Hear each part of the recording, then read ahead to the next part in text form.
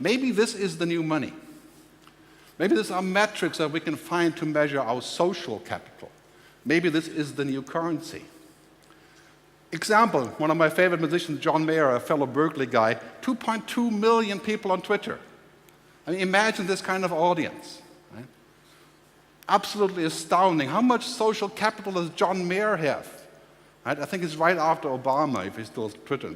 And of course, the brand's doing this in the New York Times. So social capital is mushrooming. I think anybody creating business models based on social capital, it's a good idea.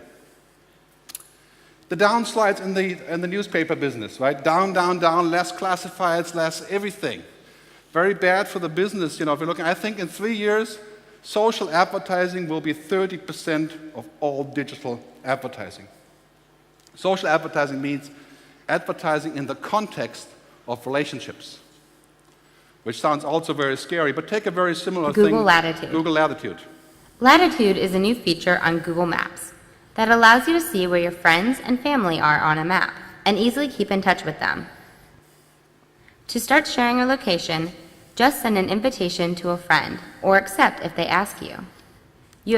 You've seen all this, so I won't bother you with it. But basically what that means, I can find where people are around me, connect with them, and in that context, messages and meaningful content from advertisers can be injected when needed, right, or when wanted.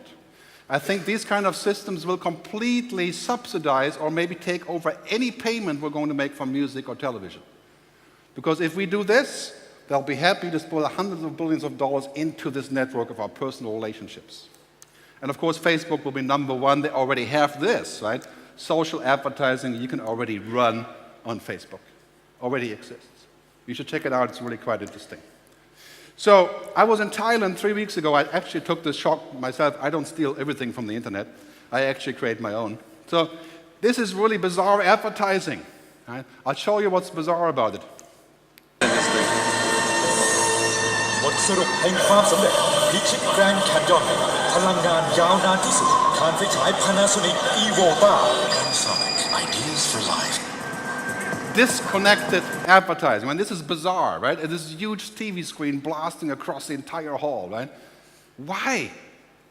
Thai people are maybe still listening, but is this going to be our future? I mean, this is like Blade Runner times 500, right? The blimp in the sky. That kind of advertising is dead, right? Is disconnected, is noise. This kind of advertising by Google is a video of a plane crash of US Air with an advertisement about US airline ticket deals underneath. Right? That is the intelligence of our advertising today. Right? I mean, this is so primitive, it takes us back to the Stone Age. I mean, this is not Google's fault, but this is a data problem, right? So the advertising is going to have to be fixed entirely much smarter, mobile, social networking, social advertising based that will be completely different in terms of how it works. This kind of marketing in 2 years, one-way communications from a non-trusted source are finished. That is basically what social media is doing. I don't trust you, I didn't ask for this, you're toast, and that is also why email will be ultimately toast. Well, as an advertising measure, of course. Yeah. So, I have a couple of minutes left. Let's look at next generation advertising. We have things like this. I think this is very important for social media because it creates the monetizing. So I'm thinking of this as with-vertising, not advertising. Right? I'm with-vertising with you, actually making this work. For example, this, you plug in your headphone to listen to a piece of music in the subway. Right, that somebody put there. And here you create Nike, right, create images of things and upload them to Nike to have a shoe made with the same image. Right? And with-vertising is also this.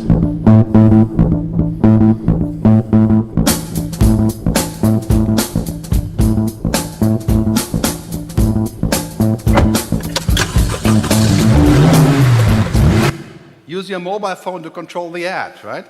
Those kind of ideas. I think basically we don't need advertising. Maybe we only had traditional ads because we were not connected.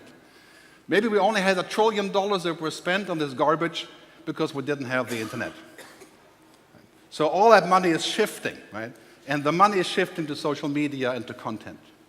So it's a huge amount of money coming in this direction. I think the future of social media is quite simple. looking at the bottom line of this, the abundance of things and the scarcity of things. You cannot possibly sell something that's totally abundant. In some cases, rare cases, it works. That's why you can't sell music on the internet, because the zeros and ones are everywhere. You can't just sell the copy of the file. You have to be smarter with new models. You sell the packaging, right? So we have abundance of new products, but a scarcity of trusted opinion. That is where the money is going to come from in the selling process. You have abundance of content, but scarcity of context. I don't have time to listen to 60 million songs. Research has shown average person wants 40 new songs a month. Let's sell them the service of the 40 songs rather than the 62 million copies. Right? That is where the money, that's where companies like Spotify are going.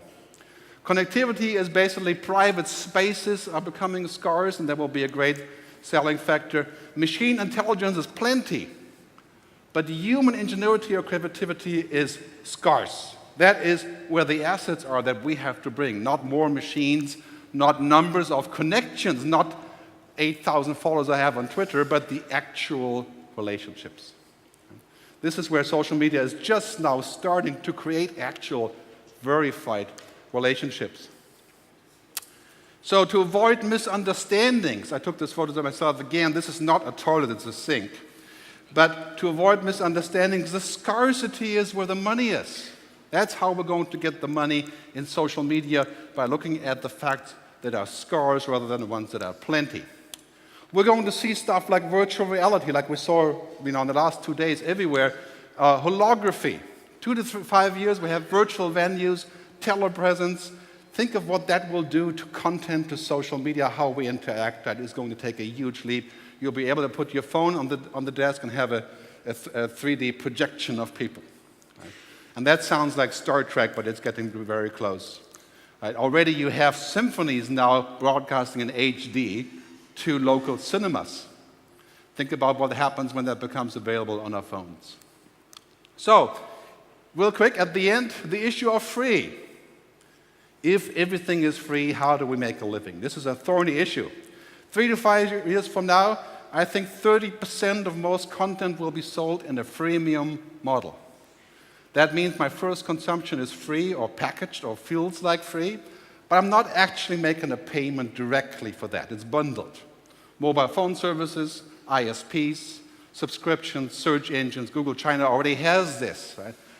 Much smarter people than me have looked at this, and there's one guy named Fred Wilson. This is how I get stuff from Twitter. Right? Somebody sent me this, and this guy sent me this. It says, Fred Wilson says, free gets you to a place where you can ask to get paid. That's not news to anyone, obviously. If you're an artist, that's what you do. Right? Free gets us to the place where we can get paid. And the very same is true for social media. All that free stuff is generating huge opportunities to get paid. It's just a question of finding that pivot point. Right? Just pre-Google, the same idea. So about social media money, real quick. If you're talking about the money, I think behavior, habit, and culture changes are first. They're not second. You can't ask for the money until the behavior changes are there. Monetization is a consequence of that, not a starting point. And basically, there has not been a single audience that cannot be turned into money some way or the other. Television, radio, everything like this is turning audience into money. So you can expect radical habit changes when the technology actually works. The iPhone shows this, the new Nokia phones, of course, in a similar vein, and e-book readers and Facebook. But most importantly, when the habit changes happens, the revenue changes are following. All you have to do is look at people's habit changes. That's where the next money is. So if you're not utterly blind, or don't have to be a futurist, you can find the revenue change coming right after the habit change. So I hope I was able to impregnate you, not literally speaking, but with my thoughts.